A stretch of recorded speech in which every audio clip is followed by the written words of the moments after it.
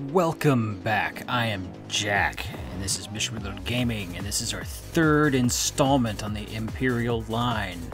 Today, we're going to talk about the Super Star Destroyer. That.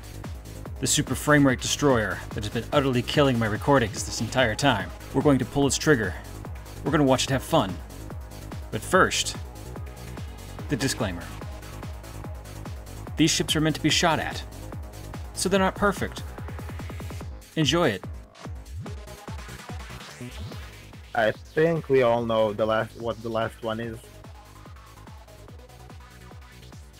Oh my god. So, the Super Framerate Killer. Exactly. I look at it and I get 29 frames a second. I actually think that this is like officially the largest semi or fully interior, fully functioning warship on the Steam Workshop.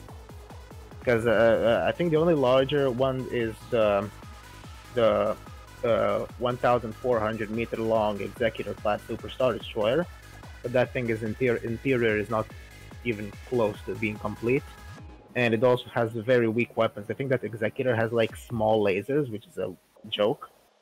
Now this thing, now this beams, and when they shoot and you look at the size of it, it's just terrifying. Also. Yeah. Also, it also has like a dedicated room, which is this. It doesn't have an interior like further back, so there's no way to access this like for crew. Now the interior is a freaking maze, and I didn't even need to, even with a bunch of, I think it did have some kind of like showcases where is what. Now yeah, for this thing, I think it has 144 dual turrets.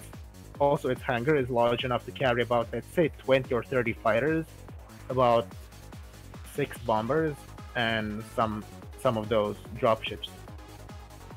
Also looks like you could probably park a couple ships in the hangar. Yeah, that's also a thing. Now these bad boys, these are octopole. These are basically like I call them the chase cannons. So imagine like a smaller capital just trying to outrun it, and these guns just fire at it super accurately. They are on an elevated position, so they mostly will not shoot the ship itself. And yeah, it also has I believe 28 single automated like point defense guns. Yeah, its engines, it's also quite fast for its size. Its acceleration is not amazing, but I think its top speed is about 60 meters per second, which is, I believe, one of the fastest. I think only the carrier is faster. But, you know, this is supposed to be like the ultimate overpowered ship. I love this fin off the back. It reminds me of like a submarine. Mm-hmm. Oh, that's actually Curtis. No, that we need to thank the original creator, because I didn't actually do that one. That like fin for all of this. But yeah, its interior features like a bunch of rooms, and even like for actual like officers' quarters, which is only 3 rooms. That's it. That's the officers' quarters. I'm not that patient to work on interiors. Oh my god, I'm working on a small ship, and I'll admit that I have issues. Now, this is unique. Oh yeah, the museum. We're seeing the museum. No, this isn't the museum. This would be like a projector room where they would have a holographic projection of the ship. I mean, I guess you could call it a museum where, like, I don't know, in Pirates of the Caribbean, where they have like actual model ships in the background. Those bricks actually represent its systems. These standard like flat bricks present its main dual weapons. So basically, where you see those, I basically try to replicate where the dual guns are. So those are actually accurate. Now these pipes, if you look at the side of the ship, for example, these like pipe thingies, those are made to represent point defense guns. Now sometimes they represent more, sometimes less, but yeah, point defense guns are mostly on the trenches. Just look at that thing. We have like. We couldn't find land, so we made it. We made the ultimate cruise ship. It's basically like inviting people to, hey, come over to cruise with the Bismarck. We sink hood on the way. Is the skiing rink planet too cold for your tastes? We'll warm it up. Yes, exactly. Just boom with a super laser. And now you have a beach. Yes. Now, look, we made you a vacation. it's the kind of vacation you want. It's anything you want, provided that lasers can fix your problems. I mean, technically, Star Wars, everything, lasers can fix every problem. You have a planet you don't want, just bombard it to hell. So yeah, also this thing has plenty of, I think it has the second largest warp range, of about 23 light years. And it's also super fast in light cruise. I think in light cruise it reaches up to 100 kilometers per second, which is quite fast. Phew. Yeah.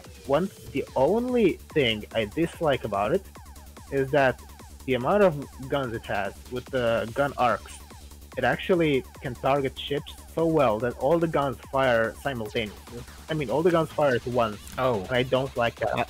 Yeah. I just don't like them going pew.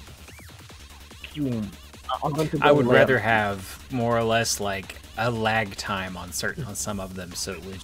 Like, to be honest, I want to get back to building Federation ships, but considering that Sidmoka did so much of them, actually, I kind of just want to stick to Imperials because the Empire is my baby. It's my first faction. It's my first things I did, and I just prefer doing Imperial Star Destroyer-like ships far more than just coming up with new designs.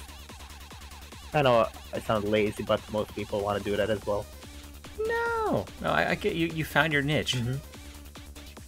So yeah, I think that's the best thing. This thing, you just look down its mouth, see 12 beams, and when they shoot and you look at the size of it, it's just terrifying. Also, yeah, I pulled the trigger on it a couple times.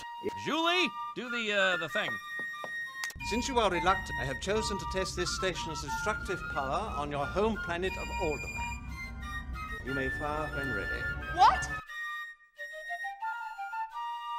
Commence primary ignition.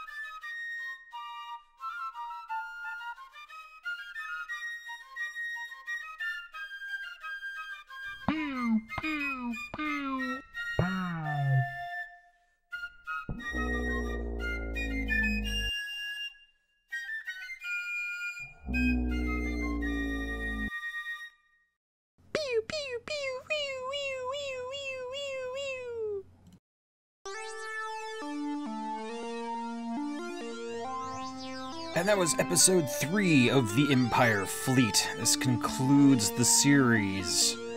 Check back here for more updates on future fleet videos from the expansions community. I'm Jack.